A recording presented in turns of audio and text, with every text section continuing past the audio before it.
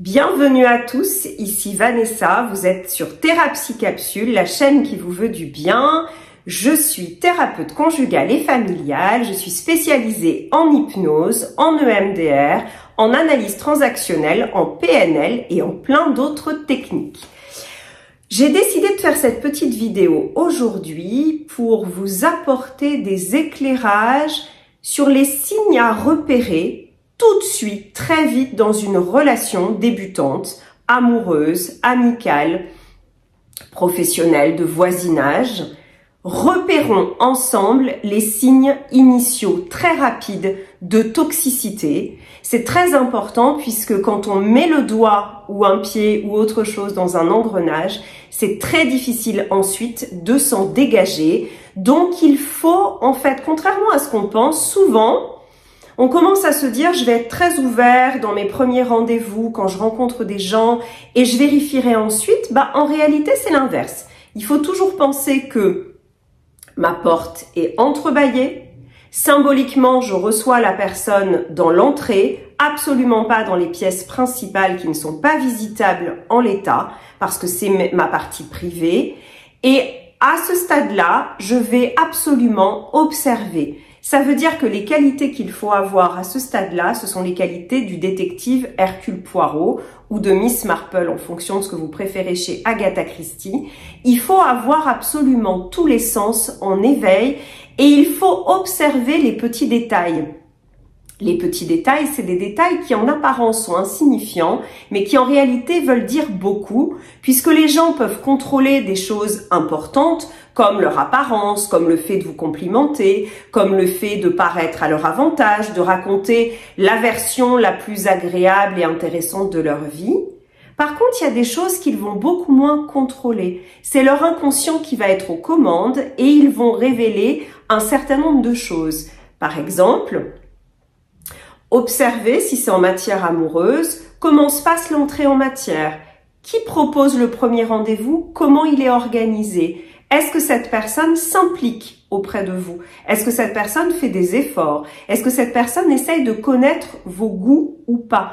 Est-ce qu'elle s'en inspire? Est-ce qu'elle écoute bien? Est-ce qu'elle retient ce que vous dites ou pas? Ou est-ce qu'elle zappe? Est-ce que son intérêt, ce sont des compliments? Par exemple, mettre joli ou beau ou belle derrière votre prénom ou devant votre prénom, ça n'est pas un signe de compliment sincère. C'est quelque chose d'assez superficiel. Quand quelque chose est beaucoup plus profond, la personne s'intéresse à vous, elle retient, elle pose des questions.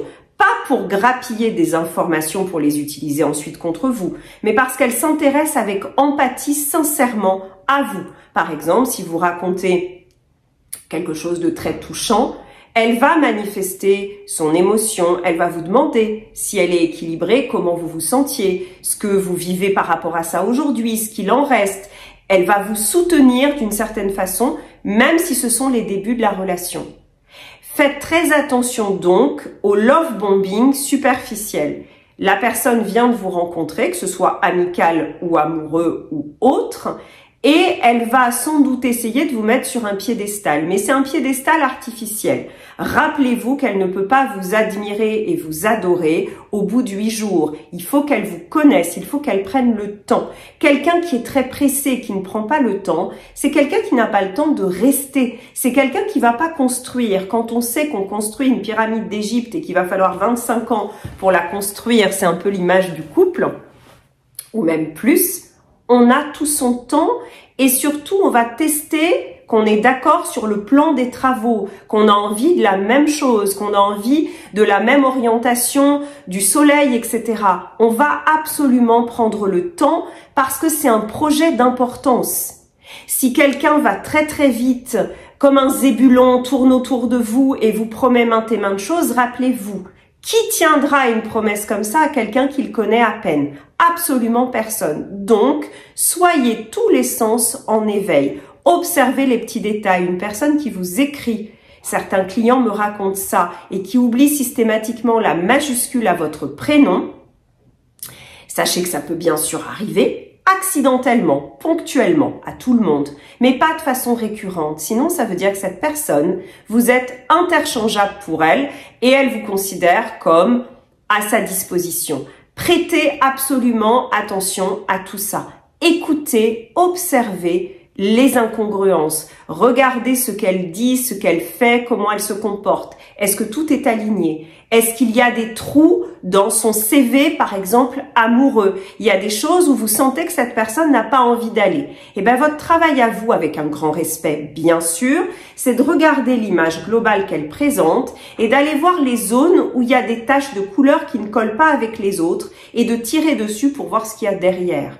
Vous ne voulez pas prendre de risques. Rappelez-vous, quand on embarque sur un navire avec une personnalité toxique, c'est très difficile, c'est elle qui aura les commandes du navire. Vous ne pourrez pas faire escale et descendre en toute sécurité. Vous allez y laisser des plumes. Donc il est impératif de ne pas du tout s'embarquer dans quoi que ce soit de dangereux dont vous ne confiez pas votre cœur, votre argent, vos secrets ou des choses très importantes tant que vous n'avez pas absolument sûr, tant que vous n'êtes pas absolument sûr, que vous n'avez pas absolument confiance en cette personne.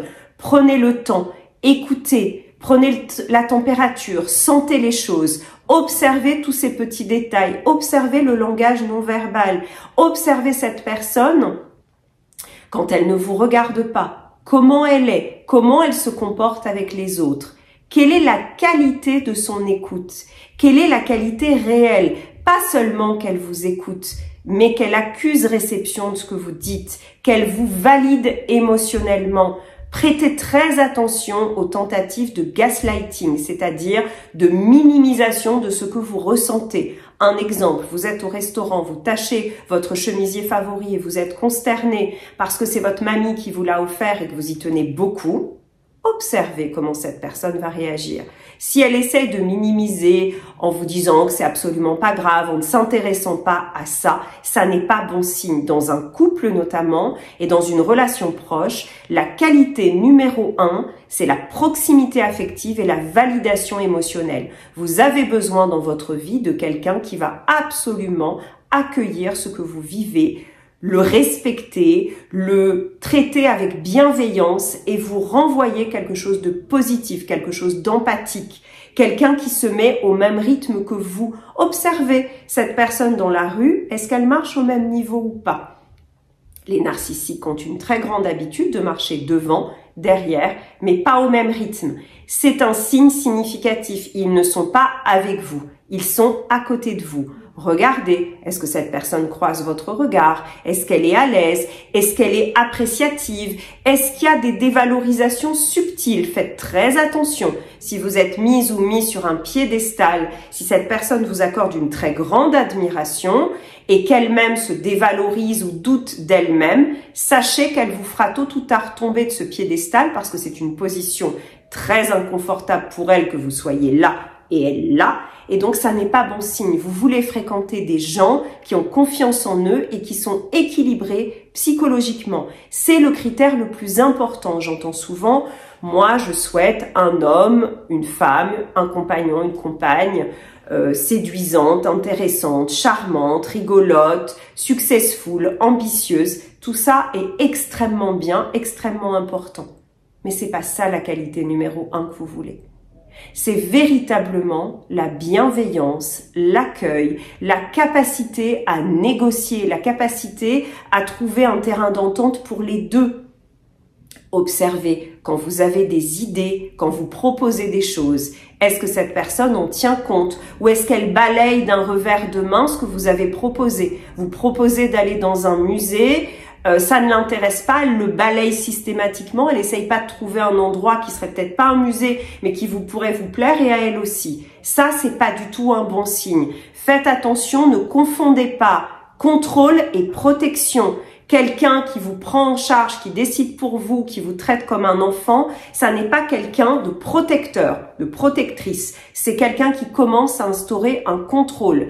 Retoquez tout ça, refusez absolument quelqu'un qui décide ou qui vous dit qu'il va vous donner des conseils pour améliorer votre vie. Il n'est pas là pour ça. Il ou elle n'est pas là pour ça. Vous avez votre vie, vous la construisez, elle est à vous. Ça n'est absolument pas à l'autre de décider de ce qui est bien pour vous. Donc ça, c'est très important que la personne en face de vous, même si vous êtes ouverte aux suggestions, elle sente que vous avez les rênes, que vous avez le gouvernail bien en main et que ça n'est pas une autre personne que vous-même qui allez décider pour vous. C'est capital. Refusez également d'être défini. Quelqu'un qui vient de vous rencontrer ne peut pas dire « tu es ES », deux petits points, douce, gentille, sympa, etc.